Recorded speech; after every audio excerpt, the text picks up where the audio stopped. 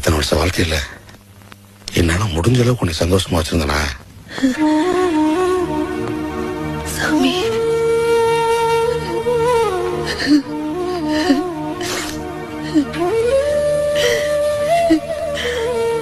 அந்த சிரிக்கு மக நாக்குல பல்ல போட்டு பேசும்போது பாதி உசுறு போயிருச்சு.